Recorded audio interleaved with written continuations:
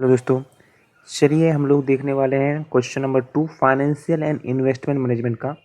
ये question bank है हमारा। ये क्वेश्चन बैंक आपको टेलीग्राम चैनल पर उपलब्ध है, तो टेलीग्राम चैनल पर जाइएगा और आप डाउनलोड कर लीजिएगा ये वाला पीडीएफ। ठीक है, क्वेश्चन 1 तो हम लोग देख लिए थे खूब बढ़िया से।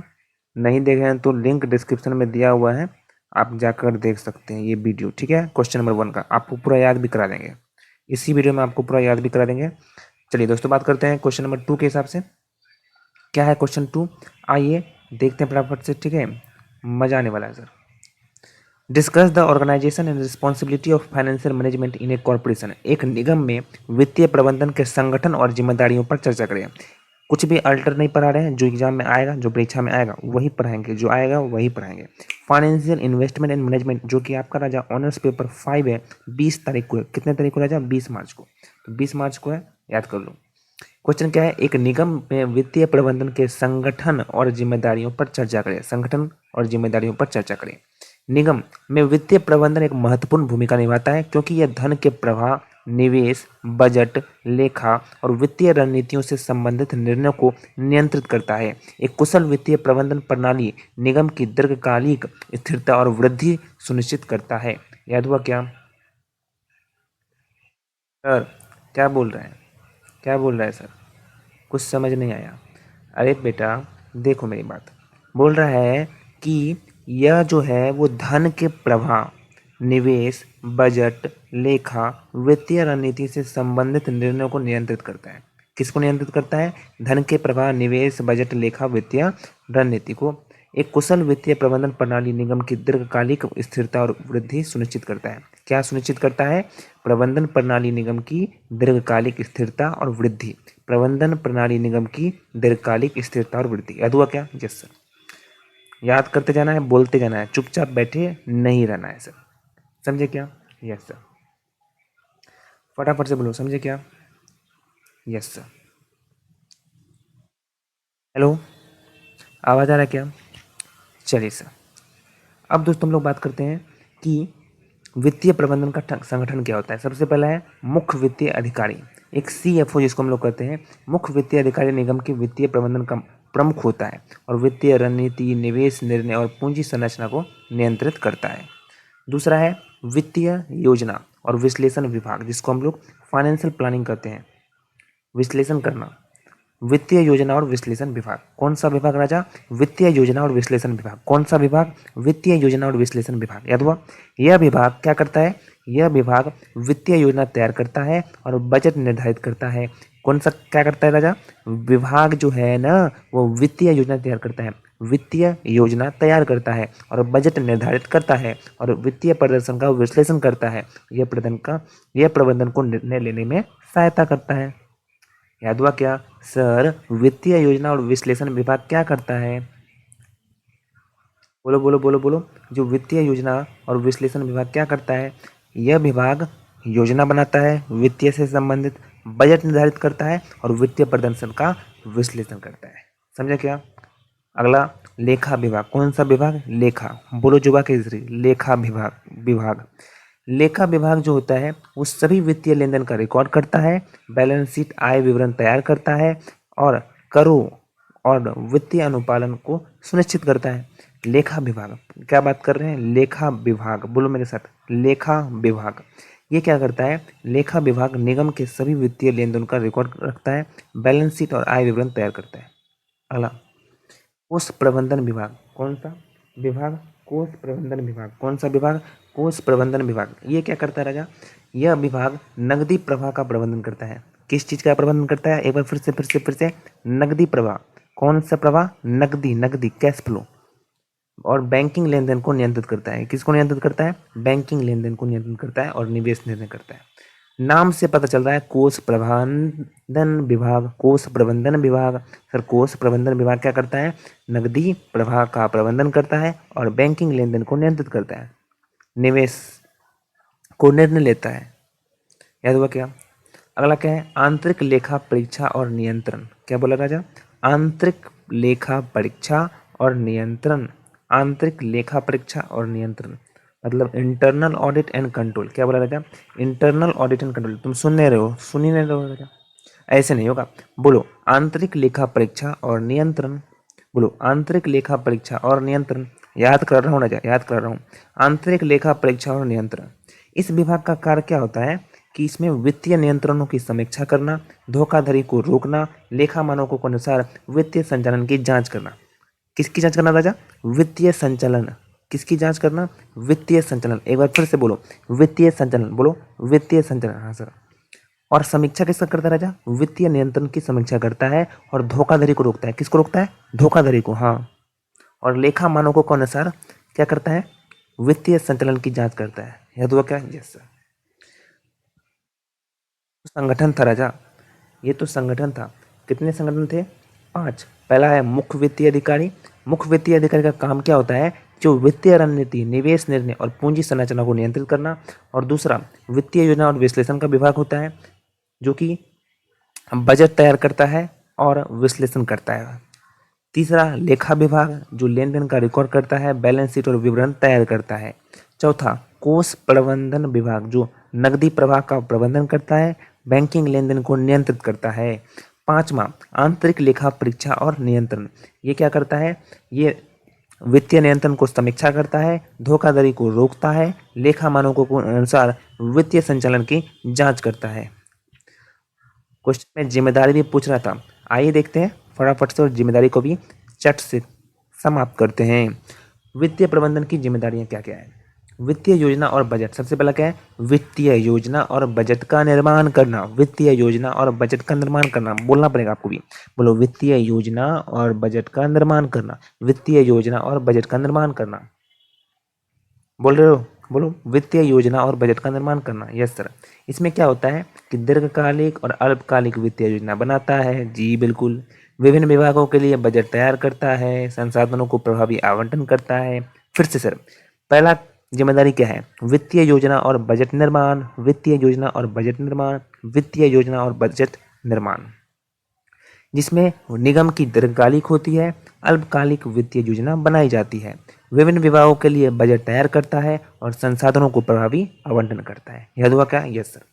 दूसरा पूंजी संरचना और वित्त पोषण। पूंजी संरचना और वित्त पोषण, पूंजी की संरचना और वित्त की पोषण, पूंजी संरचना और वित्त पोषण, इसमें क्या होता है? इसमें वित्त पोषण, ऋण, इक्विटी मिश्रण का निर्धारित करना और निवेशकों और वित्तीय संस्थानों से धन जुटाना, लाना, धन जुटाने का रणनीति बनाना। दूसरा क्या बोला राजा? पूंजी संरचना और वित्त का पोषण, जिसमें कि वित्त पोषण, ऋण, इक्विटी का उचित मिश्रण का निर्धारण करना और निवेशकों और वित्तीय संस्थानों से धन जुटाने का रणनीति बनाना। याद हुआ क्या? चलिए तीसरा नकदी प्रवाह और तरलता प्रबंधन। ये नकदी प्रवाह और तरलता प्रबंधन क्या होता है? जहाँ पर नकदी प्रवाह की निगरानी करना और आवश्यकता अनुसार तरलता सुनिश्चित करना।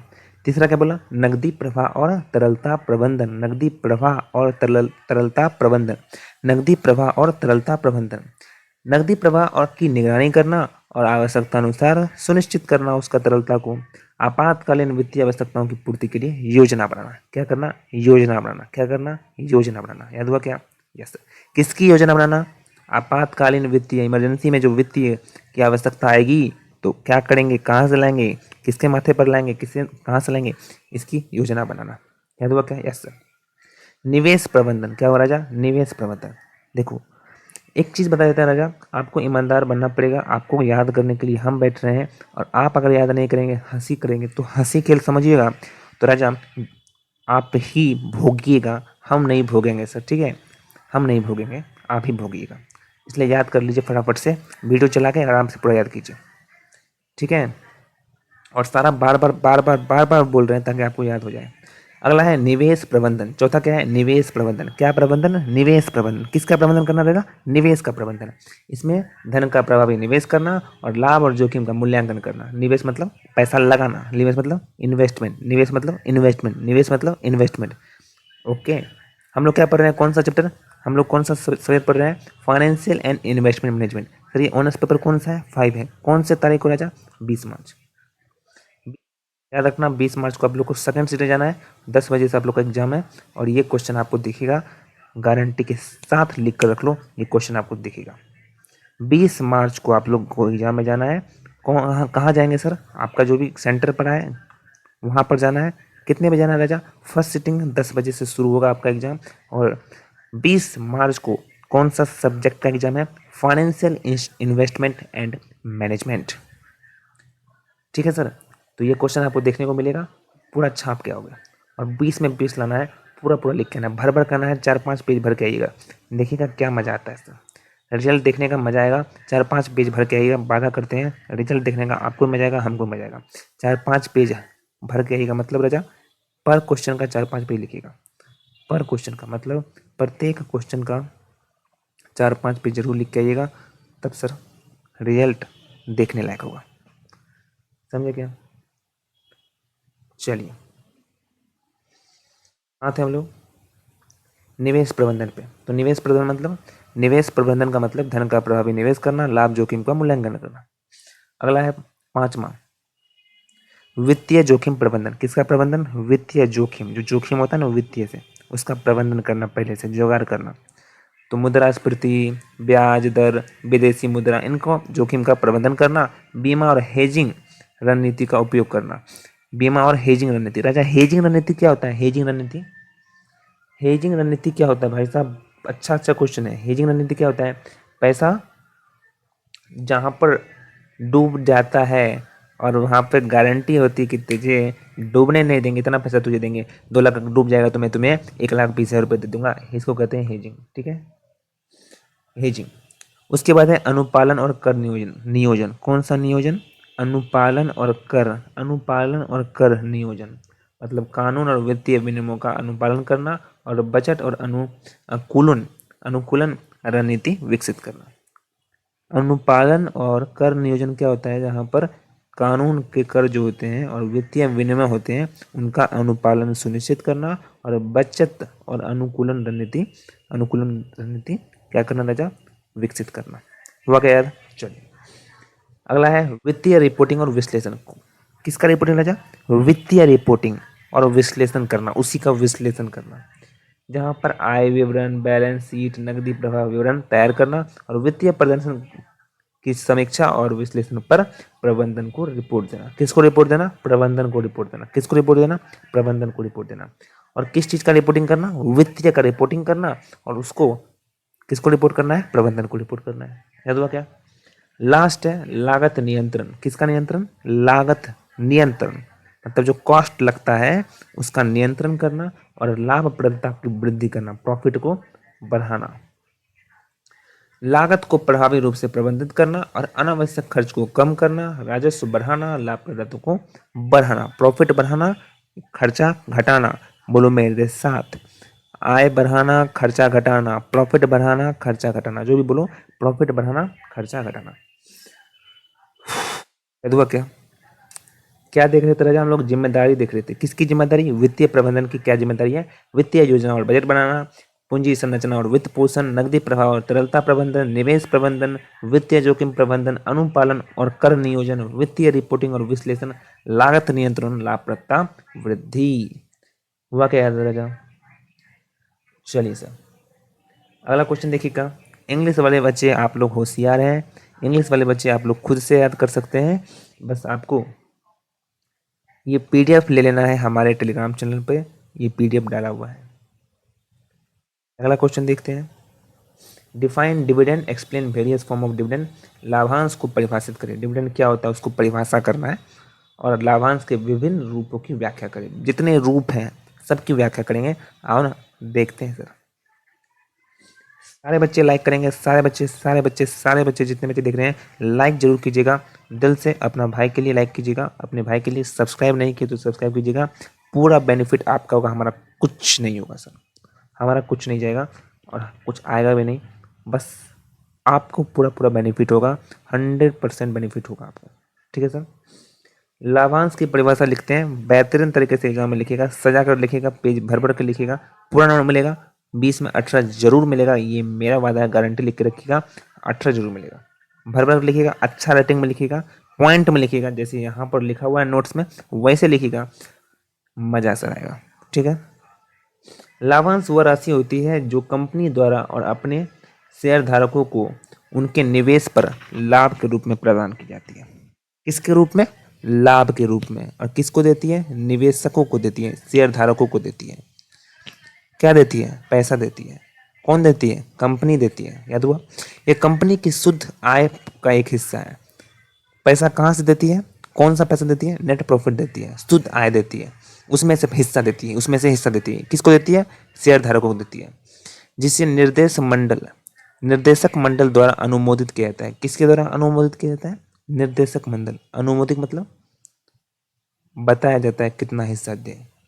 लाभांश आमतौर पर नगद या अतिरिक्त शेयर के रूप में दिया जाता है। किसके रूप में? या तो लाभांश पैसा दे देगा, नगद रुपया दे देगा 2005 का, या फिर शेयर दे देगा, इतना शेयर ले लो भाई तुम, एक्स्ट्रा शेयर दे देता है। यह कंपनी की वित्तीय स्थिति और लाभप्रदता पर निर्भर करती है। किस पर निर्भर करती है?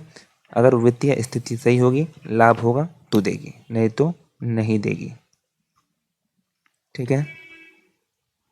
लाभांश के विभिन्न रूप क्या क्या हैं? पहला है नगद लाभांश, दूसरा है स्टॉक लाभांश,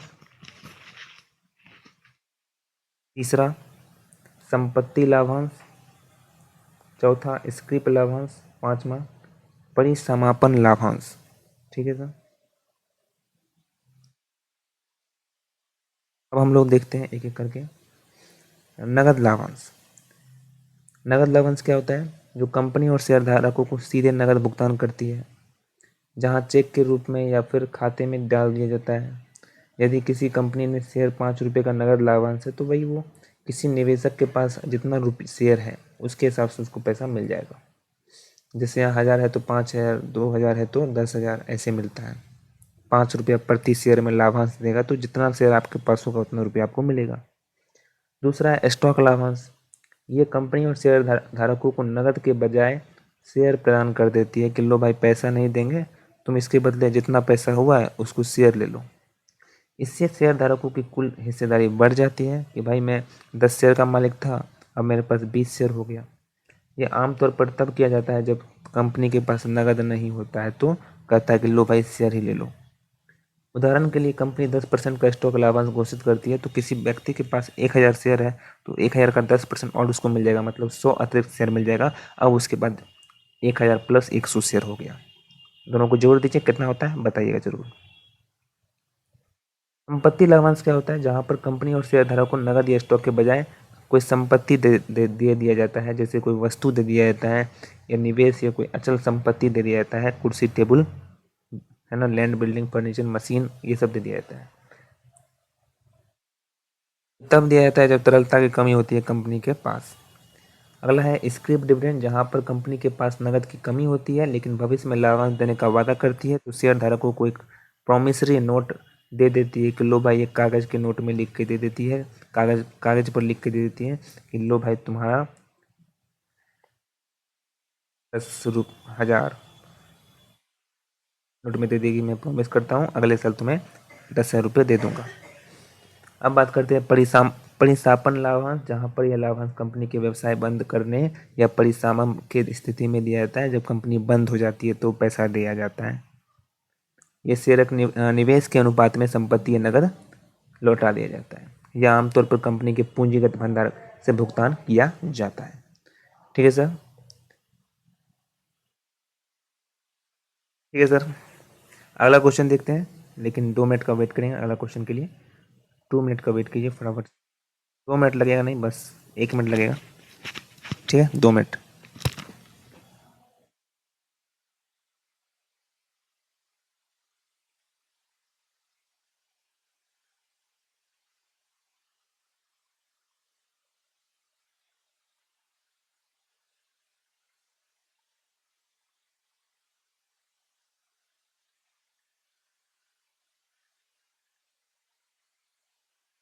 चलिए सर, अगला क्वेश्चन है what do you mean by financial leverage, distinguish between financial and operating leverage.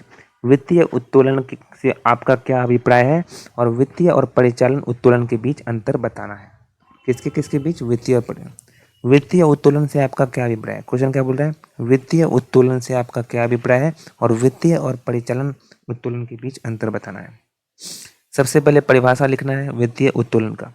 वित्तीय उत्तोलन क्या है? उसका अर्थ होता है कि कंपनी द्वारा अपने वित्तीय संसाधनों को बढ़ाने के लिए ऋण या उधारी पूंजी का उपयोग करती है। रुपया बढ़ाने के लिए, पैसे बढ़ाने के लिए कहाँ किसका इस्तेमाल करती है? ऋण का इस्तेमाल करती है, उधारी पूंजी का इस्तेमाल करती है। जब कोई कंपनी अपने स्वयं के इक्विटी फंड के बजाय ऋण का उपयोग कर अपने निवेश और परिचालन का विस्तार करती है, तो इसे वित्तीय उत्तोलन कहा जाता है। क्या कहा जाता है? वित्तीय उत्तोलन कहा जाता है। समझे क्या? Yes sir. इसके उद्देश्य क्या है? वित्तीय उत्तोलन का उद्देश्य इक्विटी धारकों के लिए रिटर्न की अधिकतम करना। यदि कंपनी द्वारा अर्जित लाभ ब्याज लागत से अधिक होता है तो शेयर धारकों को आय में वृद्धि होती है। किस में वृद्धि होती है? आय में वृद्धि होती है। मतलब जब इक्विटी धारकों के लिए रिटर्न का अधिकतम हो जाता है तो कंपनी द्वारा अर्जित जो लाभ कमाई गई है ब्याज लागत से अधिक होता है, तो शेयर धारकों की आय में वृद्धि हो जाती है। समझिए बात को कि वित्तीय उत्तोलन क्या होता है। पैसा लाने के लिए ऋण लिया जाता है या बोरो फंड लिया जाता है, उधार लिया जाता है। जब कोई कंपनी अपने स्वयं के जो इक्विटी फंड होते हैं उसके बजाय ऋण का उपयोग करें, अपने निवेश और परिचालन का विस्तार करती है। इसका उद्देश्य क्या होता है कि वित्तीय उत्तोलन का उद्देश्य होता है कि इक्विटी धारकों के लिए रिटर्न को अधिकतम करना यदि कंपनी द्वारा अर्जित लाभ ब्याज लागत से अधिक होता है। मतलब कंपनी ने जो लाभ कमाया है 10 लाख और ब्याज उसको लगा है 6 लाख, तो 4 लाख का ज़्यादा हो गया, तो वहाँ पर लाभ हो गया। तो लाभ हो गया राजा, तो शेयर धारकों को आय में वृद्धि हो जाएगी। यहाँ पर उदाहरण दिया पर क्या आप लोग देख सकते हैं कुल संपत्ति कितनी है और इक्विटी पूंजी कितना है और ऋण कितना है, देख के कर सकते हैं। बात करते हैं वित्तीय उत्तोलन और परिचालन उत्तोलन का बीच अंतर क्या होता है। तो सबसे पहले बात करते हैं अर्थ के हिसाब से। तो वित्तीय उत्तोलन मतलब जहां ऋण का उपयोग करके पूंजी जुटाना और उसका प्रभाव लाभ करना। वहीं परिचालन उत्तोलन को मतलब निश्चित परिचालन लागतों के उपयोग के लिए लाभ को बढ़ाना। मुख्य घटक क्या है? ब्याज और ऋण। मुख्य घटक क्या है? फिक्स कॉस्ट मतलब निश्चित लागत। प्रभाव यदि अर्जित लाभ ब्याज लागत से अधिक है तो शेयर धारकों की आय बढ़ती है। वहीं परिचालन उत्तोलन में यदि बिक्री में वृद्धि होती है तो प्रति यूनिट लागत कम होती है और लाभ बढ़ता है। जोखिम में अधिक ऋण होने पर ब्याज भुगतान का जोखिम बढ़ता है। वहीं उच्च निश्चित लागत होने पर मंदी के समय नुकसान अधिक हो सकता है। मापने का तरीका, इसको हम लोग कैसे मापते हैं कि वित्तीय उत्तोलन को मापने का तरीका है EBIT बटा EBT मतलब earning before interest and taxes divide by earning before taxes. वहीं परिचालन उत्तोलन का निकालने का गुणांक करने का तरीका है EBIT बटा सेल मतलब प्रतिशत परिवर्तन बटा प्रतिशत परिवर्तन में जो सेल हुआ है। ठीक है राजा, ये था हमारा क्वेश्चन। उसी प्रकार से अगला क्वेश्चन है निवेश के विभिन्न विकल्प क्या है, किन्हीं 5 का वर्णन करना है यहाँ पर। ठीक है राजा, तो निवेश के विभिन्न विकल्प कौन कौन से हैं कि जिसमें व्यक्ति या संस्थाएं अपनी पूंजी को विभिन्न परिसंपत्ति में लगाकर भविष्य में लाभ अर्जित करने का प्रयास करती है। निवेश के लिए कई विकल्प उपलब्ध होते हैं। निवेश के लिए जो जोखिम, रिटर्न और तरलता के आधार पर क्या करते हैं, तरलता और आधार पर भिन्न होते हैं। मुख्य निवेश क्या है, जैसे शेयर बाजार, बॉन्ड और debenture, mutual fund, real estate, स्वर्ण और अन्य कीमती धातुएं। व्यवस्थित जोखिम को नियंत्रित नहीं किया जा सकता है लेकिन असंयोजित जोखिम को कम किया जा सकता है। चर्चा करें तो ये क्वेश्चन जरूर देखना है। ठीक है, ये व्यवस्थित जोखिम क्या होता है? व्यवस्थित जोखिम वह जोखिम होता है जो पूरे बाजार को प्रभावित करता है। इन निवेशक अपने प्रयासों से नियंत्रित नहीं कर सकते हैं। यह जोखिम व्यापक आर्थिक कारकों को उत्पन्न करते हैं। कारण यहाँ पर दिया है, उदाहरण दिया हुआ देख लीजिएगा। दूसरा है असंयोजित जोखिम, जहाँ पर असंयोजित जोखिम विशेष कंपनी उद्योग या क्षेत्र में संबंधित होता है। अंतर क्या होता है व्यवस्थित जोखिम और असंयोजित जोखिम में? जहां पर संपूर्ण बाजार को प्रभावित करता है या किसी विशेष कंपनी को प्रभावित करता है, या आर्थिक नीति, ब्याज दरें, मुद्रास्फीति, राजनीतिक स्थिति है, ये कंपनी का खराब प्रदर्शन, प्रबंधन, कानूनी मुद्दे ये होते हैं। उदाहरण दिया है कि भाई 2008 की वैश्विक मंदी, कोविड-19, यहाँ कंपनी के CEO का इस्तीफा देना, किसी उत्पाद की बिक्री में गिरावट आना। तो ये दोनों का अंतर है, देख लीजिएगा। अगला क्वेश्चन है प्राथमिक बाजार से आप क्या समझते हैं, इसके घटकों पर चर्चा करें। प्राथमिक बाजार क्या होता है? मतलब जहां कंपनियां पहली बार नए प्रतिभूतियां, शेयर, बॉन्ड, डिवेंचर निवेशकों को जारी करता है, इसे हम लोग न्यू इशू मार्केट भी कहते हैं।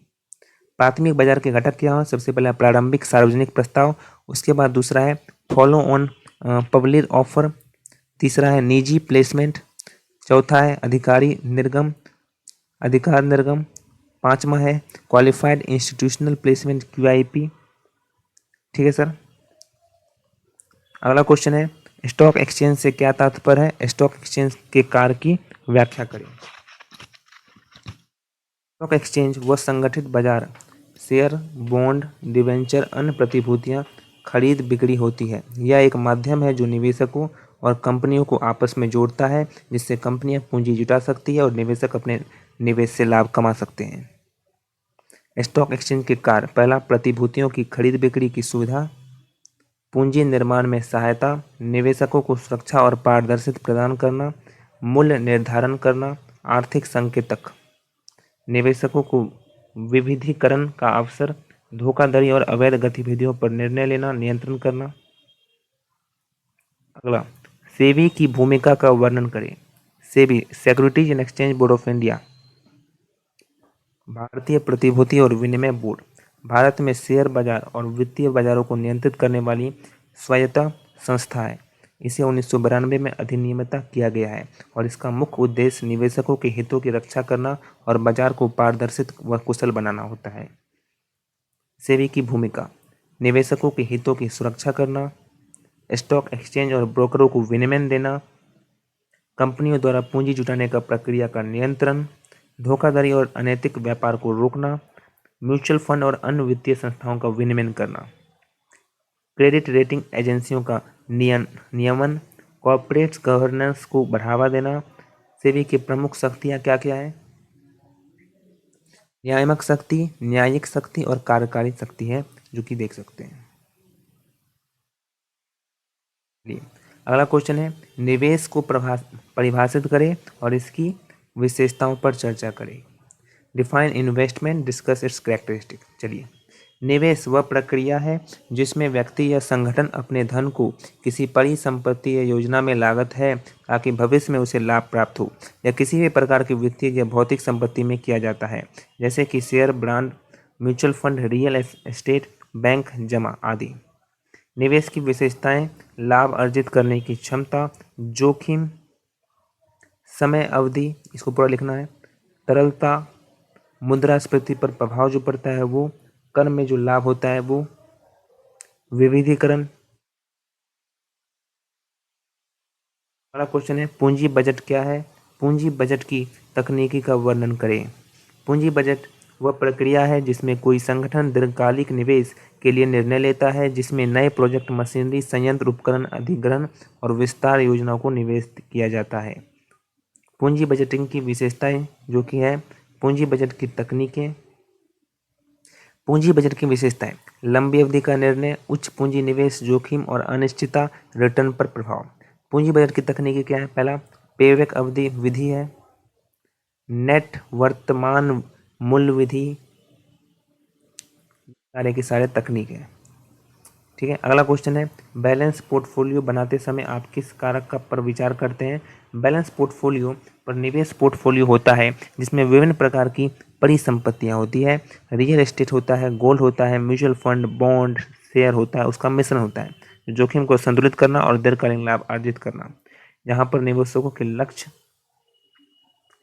का लक्ष्य आता है पहला। दूसरा, जोखिम सहनशीलता होती है, परिसंपत्तियों में विविधीकरण होती है, निवेश की समय अवधि होती है और तरलता भी यहाँ पर होती है, कर नियोजन, मुद्रास्फीति पर प्रभाव, निवेश को नियमित निगरानी करना, ये सारी बात यहाँ पर आती है। अगला क्वेश्चन है व्यवसाय वित्त से आप क्या समझते हैं? प्रबंधक के रूप में इसके कार्य पर चर्चा करें। व्यवसाय वित्त वह प्रक्रिया है जिसमें किसी संगठन या कंपनी के धन का प्रबंधन करना, धन का अधिग्रहण करना, उपयोग करना, बजट करना और निवेश करना, जोखिम प्रबंधन करना शामिल होता है। व्यवसाय वित्त के प्रमुख घटक होते हैं दीर्घकालिक वित्त, अल्पकालिक वित्त, वित्तीय योजना। एक प्रबंधन के रूप में व्यवसाय वित्त की अपनी भूमिका होती है। वित्तीय योजना और बजट, पूंजी संरचना का निर्णय करना, कार्यशील पूंजी प्रबंधन करना, निवेश निर्णय लेना, वित्तीय जोखिम प्रबंधन करना, लाभांश नीति और वित्तीय व्यवसाय के लाभ क्या होते हैं, विकास और विस्तार, जोखिम प्रबंधन, लाभप्रदता बढ़ाना, नवाचार को बढ़ावा देना। अगला क्वेश्चन है वित्तीय प्रबंधन के पारंपरिक और आधुनिक दृष्टिकोण का वर्णन करना। वित्तीय प्रबंधन किसी व्यवसाय में धन की योजना, अधिग्रहण, उपयोग और नियंत्रण की प्रक्रिया यह सुनिश्चित करता है कि कंपनी की वित्तीय स्थिति मजबूत बनी हुई है और दीर्घकालिक लक्ष्य पूरे करते हों। जहाँ पर पारंपरिक दृष्टिकोण है, जैसे सवाल पूछ रहा है ना कि दृष्टिकोण बताना है, तो आधुनिक दृष्टिकोण से ये पारंपरिक दृष्टिकोण है, जहाँ पर उसकी मुख्य विशेषता है कि धन की व्यवस्था, संस्थागत स्रोत पर ध्यान, स्वामित्व केंद्रित करना, लघु अवधि पर ध्यान। सीमाएं क्या क्या है कि भैया वित्तीय प्रबंधन केवल धन की व्यवस्था करता है, ये जोखिम को भाई नज़रअंदाज करता है, लक्ष्य को नहीं देखता है और अक्षमता। आधुनिक जो दृष्टिकोण होती है उसकी मुख्य विशेषता व्यापक दृष्टिकोण है, धन जुटाने के साथ साथ और भी निवेशक प्रबंधन में जोर देता है, लाभ अधिकतम करता है, जोखिम प्रबंधन भी करता है, दीर्घकालिक वित्तीय नियंत्रण भी करता है। इस दोनों में अंतर क्या है यहाँ पर देख सकते हैं। केवल धन जुटाना, धन और सही उपयोग भी ध्यान देना, ये अल्पकालिक दीर्घकालिक पारंपरिक है ये, और ये आधुनिक है। नज़रअंदाज किया जाता है जोखिम को, यहाँ पर महत्वपूर्ण कारक के रूप में देखा जाता है। ये स्वामित्व आधारित होता है, ये शेयरधारक निवेशकों के लिए होता है। ये कोई स्पष्ट रणनीति नहीं है, यहाँ पर रणनीति बनाई जाती है, ये सीमित होता है, ये व्यापक होता है। Thank you so much. तो इतना ही राजा क्वेश्चन था, पूरा क्वेश्चन हम लोगों ने देख लिया। ये क्वेश्चन आप देखोगे, इस वीडियो को एक से कम 2 से 3 बार, ये 5 बार देख लो, जितना बार देखो उतना कम है, और पूरा क्वेश्चन कवर हो गया है। Thank you so much.